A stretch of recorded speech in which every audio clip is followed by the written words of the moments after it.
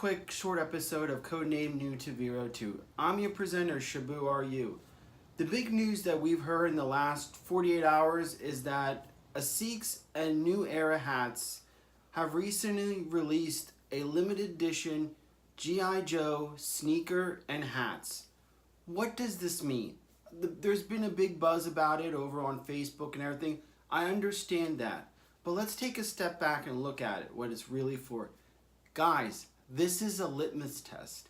Basically, Hasbro has teamed up with the manufacturer to issue this product to gauge how the interest of G.I. Joe related product in a safe, that's not going to, be detrimental to their books. So by doing this, it's a litmus test to see how fast these things will get sold. Now the shoes cost $120. Basically, that's almost close because aside from many things I collect, I do collect Air Jordans. It's close to about how much Air Jordans are. And they're basically regular ASICS. ASICS isn't like in the top 3 as far as the shoes go. They're pretty cool. I mean, they're plain. They're not nothing extravagant. There are no pumps or nothing like that. Or they're just basically ASICS running shoes.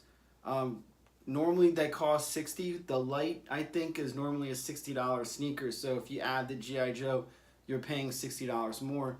But what's cool is the New Era hats. And this is something that New Era hasn't done. Case in point, New Era has released G.I. Joe themed hats in the past. I got 2 of them. And I think they're awesome. Like, this is one of the 1987 lineup. And the iconic, image of the gang. So, I mean, I saw the, I'll show you the pictures of the shoes and the hat to, well, let's take a look.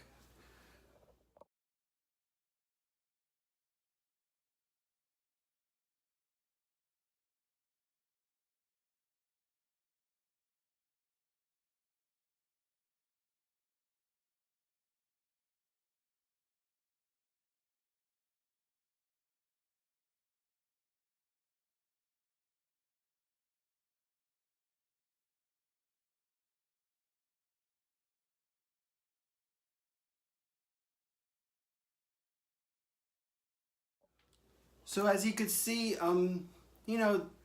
it's a litmus test, and I think it's good, for someone that deals with economics and auditing.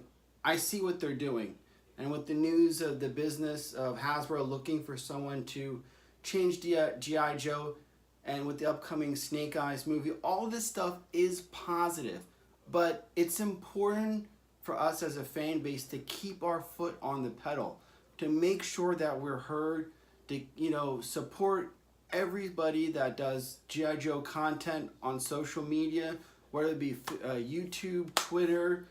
Yes, we have so many wonderful Facebook pages. Everybody needs to do that. And you, me, this is how we could get G.I. Joe back.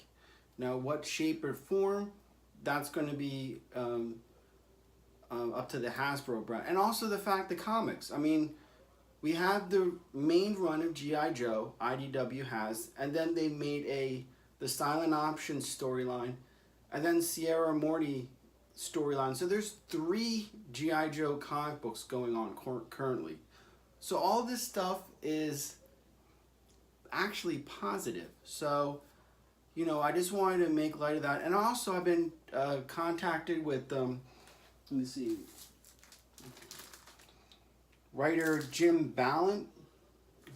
If you don't know who Jim Ballant is, he writes this more of adult themed comic book called Tarot, Witch of the Black Rose, and he was famous for doing Catwoman in the 90s. And I recently spoken with him and actually suggested that he draws the iconic G.I. Joe female characters from his take on it. And if you're familiar with Jim Ballant, that's one of his fortes, is drawing female characters. I'm just gonna keep it at that. If you want to know more, Google Tarot, Witch of the Black Rose, and you'll see what I'm talking about. But it's art, okay?